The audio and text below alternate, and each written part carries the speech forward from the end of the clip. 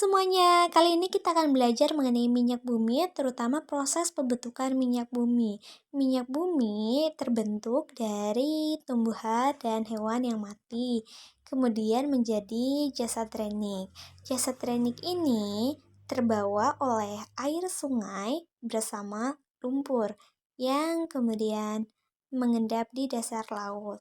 Dan setelah diproses jutaan tahun, akibat dari temperatur yang tinggi serta tekanan dari lapisan atas yang tinggi sehingga membuat bintik-bintik gelembung minyak dan gas. Terakumulasi pada daerah perangkat atau batuan kedap, gas alam, minyak, dan air terakumulasi yang merupakan deposit minyak bumi. Karena hal ini melalui proses yang cukup panjang, maka termasuk sumber daya alam yang tidak dapat diperbaharui. Selanjutnya kita akan belajar mengenai proses pengolahannya. Yang pertama penambangan, yang kedua minyak mentah, yang ketiga kilang minyak. Ada 2 tahapan. Tahap pertama, destilasi bertingkat. Berdasarkan perbedaan titik didih, ada fraksi pembentuk minyak bumi. Fraksi pertama LPG, fraksi kedua nafta, fraksi ketiga kerosin, aftur, fraksi keempat solar, fraksi kelima residu.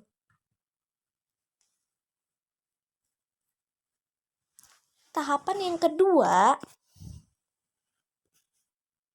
proses lanjutan hasil penyulingan atau destilasi. 1. Perengkahan atau cracking, perubahan struktur kimia, pemecahan rantai, alkyasi, polimerasi, reformasi, isomerisasi. 2. Ekstrasi, pembersihan produk dengan pelarut. 3. Kristalisasi, pemisahan produk-produk melalui perbedaan titik cairnya. 4. Treating, pembersihan dari kontaminasi. Perlu kita ketahui bahwa minyak mentah terdiri dari hidrokarbon yang memiliki panjang rantai yang berbeda-beda. Ada yang rantainya pendek, ada pula yang rantainya panjang. Ketika rantai tersebut panjang, maka gaya antar molekulnya besar sehingga temperatur yang dihasilkan juga tinggi. Oleh karena itu, ketika minyak mentah dipanaskan dan uap tersebut masuk ke dalam sebuah benda, yang dimana benda tersebut dari bawah sampai ke atas, dimulai dari suhu tertinggi sampai suhu yang rendah, maka uap-uap tersebut akan menempatkan posisinya sesuai suhu yang dia miliki dan sesuai dengan panjangnya rantai atom. Uap tersebut kemudian berubah menjadi liquid. Tiap daerah ataupun tiap benda yang memiliki suhu berbeda memiliki fungsi yang berbeda-beda pula. Ada seperti aspal, bahan bakar kapal, solar, aftur, nafta, bensin, LPG, dan lain-lain.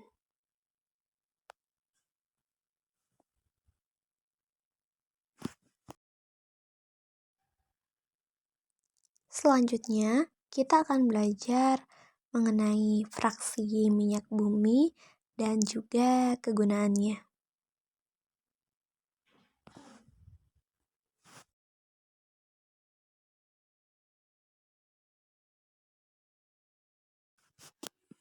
Dalam tabel tersebut terdapat berbagai macam variasi fraksi minyak bumi beserta kegunaannya. Ada gas, petroleum ether, bensin atau gasolin, nafta atau bensin berat, minyak tanah atau kerosin, aftur atau aviotioturbin, kerosin, solar dan minyak, pelumas atau oli, parafin atau lilin atau malam, dan juga aspal.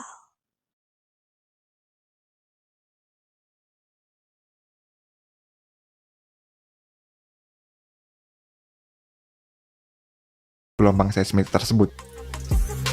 Gelombang seismik tersebut kemudian dipantulkan kembali sesuai dengan lapisan tanah yang dilaluinya, dan pantulan gelombang tersebut berjalan pada kecepatan yang berbeda, tergantung pada jenis atau kepadatan lapisan batuan yang dilaluinya. Di atas tanah, pantulan gelombang seismik ini ditangkap oleh geopon.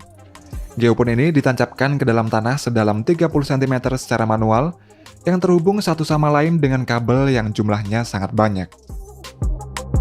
Kemudian data dari geofon tersebut ditransmisikan ke recording track untuk direkam. Dari hasil seismik ini, data jenis dan lapisan batuan akan diolah dan dianalisa untuk mengetahui keberadaan minyak bumi dan gas alam di dalamnya. Sedangkan untuk survei seismik di lautan, Pada prinsipnya ini hampir mirip dengan survei seismik di daratan. Namun untuk di lautan, survei seismik dilakukan dengan menggunakan kapal seismik khusus. Untuk prosesnya, gelombang seismik ditembakkan ke dasar laut melalui alat yang dipasang di belakang kapal seismik. Pantulan dari gelombang seismik ini kemudian diterima dan direkam oleh receiver yang bernama seismic streamer. Seismic streamer ini dipasang di belakang kapal seismik yang di dalamnya berisi hidrofon. Data dari streamer ini kemudian dianalisa oleh para ahli geologi menjadi data 2 dimensi dan 3 dimensi untuk mengetahui keberadaan lokasi migas. Salah satu kapal tercanggih untuk survei seismik di lautan adalah kapal bernama Renform Hyperion yang dibuat oleh perusahaan yang bernama PGS yang berasal dari Norwegia.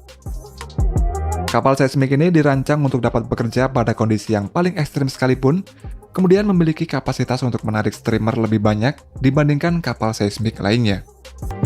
Proses pertama dalam pengeboran migas yaitu spud-in, yakni dengan menancapkan casing atau tabung besi ke dasar lautan menggunakan drill pipe. Setelah casing tertancap, pada kedalaman yang telah ditentukan, drill pipe kemudian dilepaskan. Setelah itu, drill bit akan dimasukkan ke dalam casing tersebut. Drill bit kemudian mulai menggali ke dasar laut. Drill bit ini terhubung dengan drill pipe, dan ketika drill bit ini sedang menggali, mud atau lumpur dipompa ke bawah melalui nozzle pada drill bit. Lumpur ini kemudian balik ke atas melalui lubang antara drill bit dengan lubang yang digalinya, dan mud ini berfungsi untuk mengangkat serpihan-serpihan material hasil pengeboran.